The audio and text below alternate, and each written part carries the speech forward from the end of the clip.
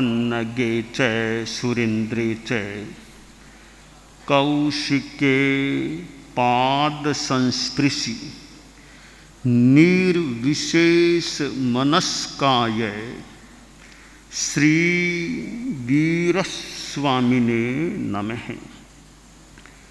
भगवती सूत्र में कहा गया है, कतिविहाणम भन्ते जीव निवृत्ति पन्नत्ता। जीव निवृत्ति पन्नत्ता गोयमा पंचविहा जीव निवृत्ति पन्नत्ता तंजहा एगिंदीय जीव निवृत्ति जाव पंचेंदीय जीव निवृत्ति। जैन धर्म में अनेक शास्त्र हैं और उन शास्त्रों में जिन्हें हम आगम कहा करते हैं, एक आगम है भगवई विआह पन्नति। यह बहुत विशालकाय आगम है। 32 आगम वर्तमान में हमारी परंपरा में प्रमाण रूप में सम्मत है। उनमें अनेक वर्गीकरण हैं। एक वर्गीकरण है अंग आगमों का। उनमें 11 हैं आगम, वे अंग आगम के रूप में प्रतिष्ठित हैं। उन अंग आगमों में 5वां आगम भगवई विआह पन्नति है और भगवती जैसा सम्मानपूर्ण मानो अलंकरण सा इस आगम को प्राप्त है। 32 आगमों में वर्तमान में जो उपलब्ध हैं, सबसे बड़ा आगम विशालकाय आगम यह भगवती सूत्र या भगवई विआह पन्नति है। इस भगवती सूत्र में विभिन्न विषय वर्णित किए गए हैं और इस पर कार्य भी हुआ है। इसका अनुवाद, टिप्पण या संपादन रूप कार्य भी हुआ है, प्राय संभवतः हो गया, कुछ चालू है। यहाँ एक जगह बताया गया है जीव निर्वृत्ति। हमारी यह दुनिया है, सृष्टि है, इसमें 2 ही तत्व होते हैं, जीवाचेव अजीवाचेव। जो कुछ है वह या तो जीव है और या अजीव है, या तो सोल या मटेरियल या अमूर्त अजीव भी होते हैं। तो जीव और अजीव के सिवाय हमारी दुनिया में कुछ भी नहीं होता है। जीव हैं वे अनंत काल से हैं, कभी जीव का प्रारंभ नहीं हुआ। कोई यह सोचे कि करोड़ों अरबों वर्षों पहले जीव पैदा हुए थे, तो बताया गया है जीव पैदा कभी हुए ही नहीं। आत्मा जीव तो हमेशा थे। ये आत्माएं हैं वो नई नई योनियों में जाते रहते हैं जब तक मोक्ष न हो जाए। कभी कोई पशु की योनि में चला गया, कभी मनुष्य में, कभी और कहीं। यूँ ये जीवों में योनि का परिवर्तन होता रहता है या जन्म परिवर्तन होता रहता है। तो प्रश्न यहाँ यह किया गया, ये जीव निर्वृत्ति कितने प्रकार की प्रज्ञप्त है? तो 5 प्रकार बताए गए हैं। वैसे सारे जीवों को 2 भागों में बांटा गया है, एक सिद्ध जीव, दूसरे संसारी जीव। सिद्ध जीव वे होते हैं जो जन्म मरण की परंपरा से मुक्त होकर मोक्ष में जाकर विराजमान हो गए हैं। अब वापिस न कभी वे जन्म लेते और न जन्म नहीं तो मृत्यु भी नहीं होती। उनको परमात्मा रूप कह दें, परमात्मा स्वरूप हैं। ऐसी अनंत आत्माएं हैं जो मोक्ष में स्थित हैं, परमात्मा स्वरूप हैं, निरंजन निराकार उनके न शरीर है, न वाणी है, न मन है, केवल शुद्ध आत्मा है। और ऐसी अनंत अनंत आत्माएं हैं। जो मनुष्य हैं वे ही साधना के द्वारा इस देह को छोड़कर मोक्ष में जाकर सिद्ध रूप में परिणत हो जाते हैं। और किसी भी योनि से जीव मोक्ष में नहीं जा सकता। आसाधना न हो, यहाँ तक सिद्धांत है कि स्वर्ग में जो देव रहते हैं वे सुखी बहुत, यानी भौतिक संपदाओं से संपन्न और वृद्धि संपन्न हो सकते हैं, बहुत अच्छे भी हो सकते हैं, पर वे मोक्ष में नहीं जा सकते। और उनका भी कभी न कभी आयुष्य पूरा होता है, और आयुष्य पूरा होने पर वे भी मनुष्य योनि में या तिर्यंच योनि में, पशु आदि की जो योनि है, वनस्पति, पृथ्वी आदि आदि, उस योनि में पैदा होते हैं। देव कभी भी मोक्ष में नहीं जा सकते। किसी देव की आत्मा को मोक्ष में जाना है तो पहले मनुष्य जन्म लेना होगा। मनुष्य जन्म में साधना करके फिर इस शरीर को छोड़कर वह आत्मा मोक्ष में जा सकती है। तो जीवों का जो वर्गीकरण है उसमें दो विभाग, दो वर्गीकरण, एक सिद्ध जीव और दूसरे संसारी जीव। तो सिद्ध जीव जो जन्म मरण मुक्त है, केवल ज्ञान, केवल दर्शन संपन्न है, एकदम अशरीर हैं, अमूर्त हैं, अवाक हैं, अमन हैं, केवल आत्मा विराजमान है, तो वे सिद्ध जीव। दूसरे जीव हैं संसारी जीव।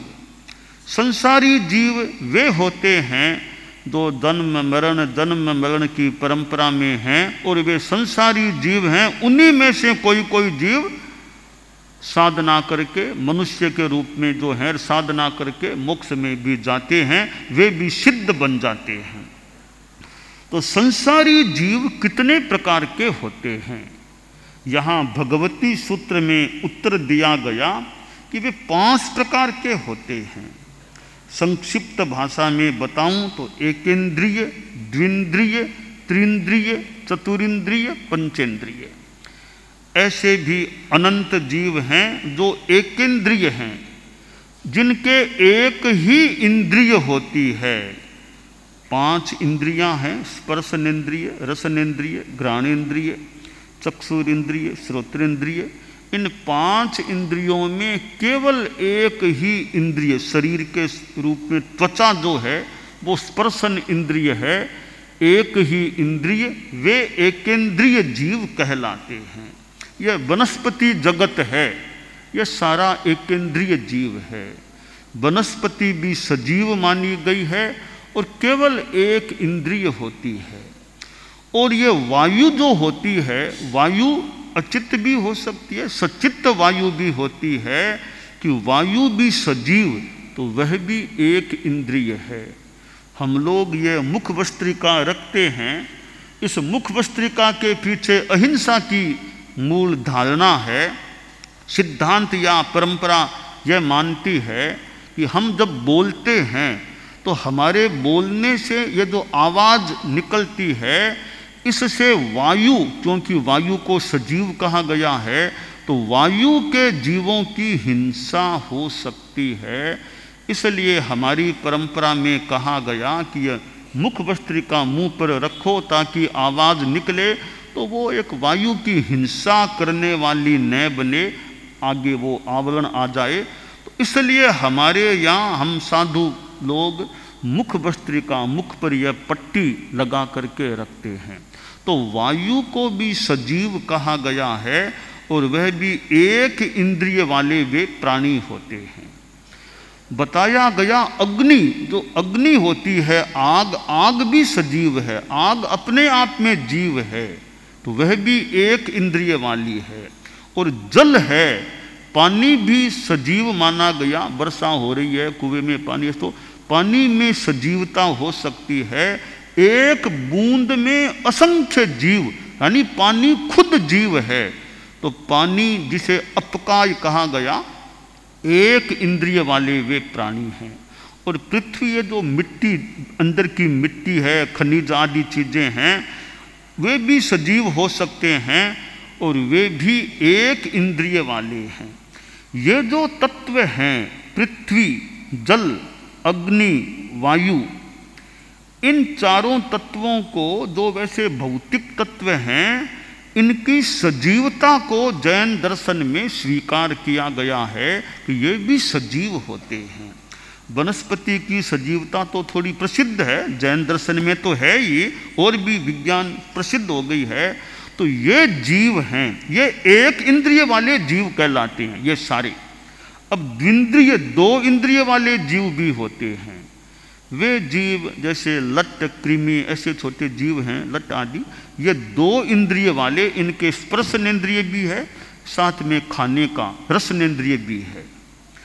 ये सारे इस प्रकार के दो इंद्रियों वाले जीव द्विंद्रिय कहलाते हैं। और तीन इंद्रियों वाले कीड़ा मकोड़ा, जिनके तीन इंद्रियां, जिनके स्पर्शन रसन तो है ही, घ्राण या गंध ग्रहण की शक्ति भी होती है, ये त्रिंद्रिय, तीन इंद्रियों वाले प्राणी कहलाते हैं। और चतुरिंद्रिय, जिनके चार इंद्रियां होती, तीन तो हो ही गई, आँख चक्षु इंद्रिय भी जिनके हैं, जैसे मक्खी मच्छर ऐसे ये जीव हैं, ये चार इंद्रियों वाले चतुरिंद्रिय जीव होते हैं। पंचेंद्रिय, पांच इंद्रियों वाले जीव, इसमें मनुष्य हम लोग आ गए, पशु पक्षी आ गए, स्वर्ग के देव भी आ गए, नीचे भी देव ऊपर भी देव, और नारकीय जो हेल, नरक में जो पाप करके जो नरक में जाने वाले, वे भी पांच इंद्रियों वाले। तो नरक, तिर्यंच, मनुष्य, देव, ये चारों, तिर्यंच में जो पंचेंद्रिय हैं, वे ये चारों पांच इंद्रियों वाले जीव होते हैं। इस प्रकार हमारे इस जगत में जो संसारी जीव हैं, वे पांच प्रकार के हो गए, एकेंद्रिय, द्विंद्रिय, त्रिंद्रिय, चतुरिंद्रिय, पंचेंद्रिय। अब यह सारा जीव जगत है और अजीव जगत भी है। कितनी चीजें हैं जो हम जैन दर्शन में बताई गई, वे अजीब हैं और हमारे काम आती है, और वे अमूर्त है, दिखाई भी नहीं देती है।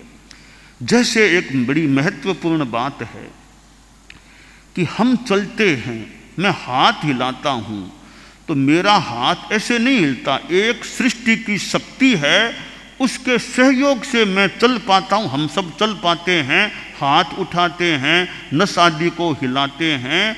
एक ऐसा तत्व सृष्टि में फैला हुआ है, उसकी सहायता से हमारी गति, चंचलता की क्रिया होती है। वो अजीब है, अमूर्त, वो दिखाई भी नहीं देता। उसका नाम बताया गया है धर्मास्तिकाय। धर्मास्तिकाय एक ऐसा तत्व पूरे लोक में व्याप्त है, और इसकी सहायता से ही, इसके होने से ही जीव पुद्गल ये गतिक्रिया कर सकते हैं। इसकी सहायता न मिले तो गतिक्रिया भी नहीं हो सकती। एक तत्व दूसरा बताया गया अधर्मास्तिकाय, वो विपरीत, उसका काम है गति को रोकना। आदमी स्थिरता से बैठता है, यह स्थिरता तभी संभव है जब अधर्मास्तिकाय का हमें सहयोग मिल रहा है। बाई चांस हम कल्पना मात्र करें, अगर अधर्मास्तिकाय का सहयोग न मिले तो आदमी स्थिरता से बैठ नहीं सकता। तो यूँ जैन दर्शन में इस सृष्टि को, लोक को बताया गया है कि ये लोक है क्या। संक्षेप में कहा गया, षड द्रव्यात्मको लोक है, जहाँ छह द्रव्य है वह लोक है। धर्मास्तिकाय, अधर्मास्तिकाय, आकाशास्तिकाय, काल, पुद्गलास्तिकाय, जीवास्तिकाय, ये छह द्रव्य जहाँ है वह लोक है। तो स्वर्ग, नरक, चंद्रमा, सूरज, तारे, सारी निहारिकाएं, सब कुछ ये जो दृश्य चीज़ें हैं, ये सारी की सारी चीज़ें हमारे लोक में है। लोक के सिवाय दूसरा एक आकाश है, यानी आकाश के दो प्रकार बताए गए हैं, लोकाकाश, अलोकाकाश। तो लोकाकाश में तो ये सारी दुनिया आ गई हमारी, स्वर्ग, नरक, मनुष्य, पशु पक्षी आदि आदि, तारे, चंद्रमा, सूरज आदि आदि। तो दूसरा आकाश, आकाश का एक विभाग मान लें अलोकाकाश, वो एकदम शून्य है। वहाँ न कोई आदमी, न कोई तारा, न सूर्य, न चंद्रमा, न जीव जंतु, न कोई दृश्य पदार्थ, कुछ भी नहीं, केवल शून्य आकाश है, अनंत आकाश है। उसको जैन दर्शन में अलोकाकाश कहा गया। तो यह आकाश, काल, टाइम, काल भी तत्व है, और पुद्गलास्तिकाय, जो भी हमें दिखाई दे रहे हैं चीज़ें, ये सब पुद्गल हैं। और जीवास्तिकाय, यह जो मैंने कहा जीवों का जगत, जीव जगत है। तो यह हमारी जो दुनिया है, लोकाकाश है, इसमें जीव अजीव भरे पड़े हैं। अब हमारा यह कर्तव्य होना चाहिए कि हम सब जीव हैं, तो जीवों के प्रति हम जितना संभव हो सके अहिंसा का ध्यान रखें कि मेरे द्वारा किसी जीव की हिंसा अनावश्यक हो न जाए। अब जरूरी हिंसा तो मान लो जीवन को चलाने के लिए थोड़ी बहुत हो सकती है। आप लोग गृहस्थ हैं तो खाना पीना, खेती बाड़ी, इनमें भी जीवों की हिंसा, खेती में भी जीव हिंसा हो सकती है, और भी कितनी, रसोई बनाने में जीव की हिंसा, अनेक कार्यों में जीव हिंसा। यूँ तो शरीर है तो शरीर को टिकाना है, जीवन जीना है, तो गृहस्थों के तो फिर वो हिंसा कुछ बहुत संभव है। साधु वैसे तो अहिंसा के पुजारी, अहिंसा के साधक हैं। साधुओं के मूलतः 5 नियम हैं। हम जो जैन परंपरा में हम लोग साधु 5 नियम जिन्हें महाव्रत कहते हैं। पहला महाव्रत है सर्व प्राणातिपात विरमण, दूसरा है सर्व मृषावाद विरमण, तीसरा है सर्व अदत्ता दान विरमण, चौथा है सर्व मैथुन विरमण, और 5वां है सर्व परिग्रह विरमण। ये 5 महाव्रत हैं।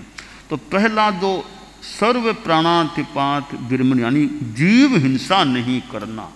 अब जीव हिंसा से बचना यह एक साधु की चर्या का एक महत्वपूर्ण अंग है।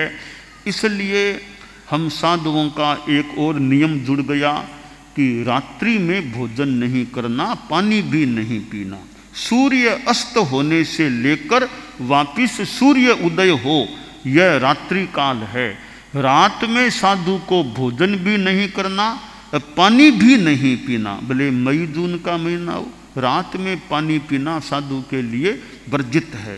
ये एक तपस्या है, संयम है, और साथ में अहिंसा की बात कि रात में खाना खाएंगे, पानी पिएंगे, छोटे मोटे जीव जंतु, मच्छर आदि कोई जीव मर सकते हैं। तो लाइटें बहुत है ना, लाइटों में खाना खा लो, लाइटों में भी कई बार छोटे छोटे जीव हो जाते, वहाँ भी हिंसा हो। तो अहिंसा की दृष्टि से, और साथ में संयम तप भी हो सकता है।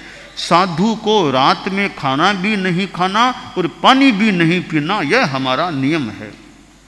इसी प्रकार जो हमारी यात्रा है, तो सामान्यतया वाहन का, कार आदि वाहन का उपयोग नहीं करना। कि कार आदि में यात्रा करेंगे तो कार से तो कुत्ता क्या, बिल्ली क्या, सांप क्या, कीड़ों मकोड़ों की तो गिनती क्या, कितने जीवों की हिंसा, आदमी की दुर्घटना में कुछ हो जाए तो जीव हिंसा हो सकती है। तो सामान्यतया नियम है हमारे, कार जैसे वाहनों का उपयोग सामान्यतया नहीं करना। नौका का तो फिर भी शास्त्र में कुछ उल्लेख आया है, बाकी ये वाहनों से विरत, ताकि अहिंसा रह सके, अच्छा एक जीवन। तो ये अहिंसा की दृष्टि से अनेक नियम हो जाते हैं। भिक्षा के लिए संदर्भ में बात है कि साधु खुद भोजन न पकाए। क्यों नहीं पकाए? कि साधु भोजन पकाएगा तो साधु के तो अहिंसा महाव्रत है, तो भोजन पकाने में भी जीव हिंसा, अग्नि के एक, वनस्पति के एक, पानी के एक, कसारी आदि कितने जीव मर सकते हैं। तो क्या करें? कि दूसरों से भी नहीं पकवाना, खुद नहीं पकाओगे, दूसरों से कह के पकवाओगे तो भी वो हिंसा की बात है। तो जीवन कैसे चलेगा? न खुद को पकाना न दूसरों से पकवाना। तो हमारे शास्त्र में कहा गया, जहाँ दुमस्य पुप्फेसु भमरो आभियई रसम नय पुप्फम किला में ई सोय पीणे ई अपयम।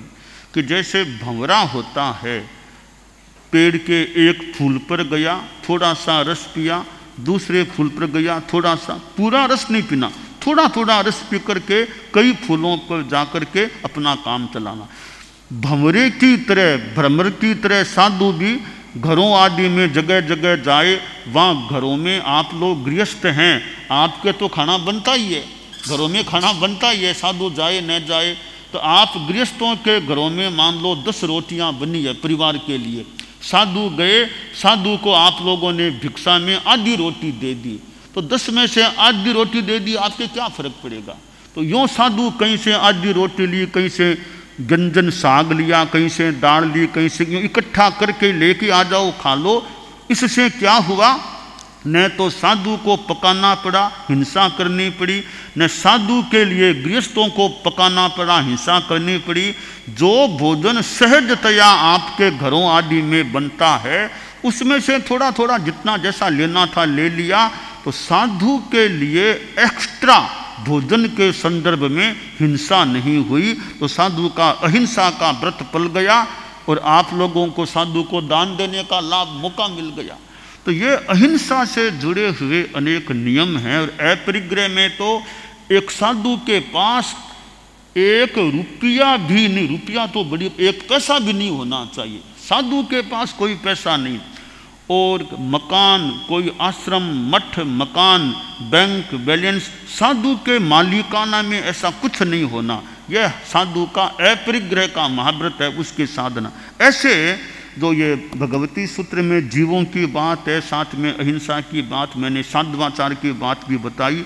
तो यह हमारे जैन धर्म में इस प्रकार ये साधुचर्या की और ये जीवों की बात है। तो हम जीवन में अहिंसा आदि का ध्यान रखने का प्रयास रखें, जितना संभव हो सके, यह श्रेयस्कर हो सकता है।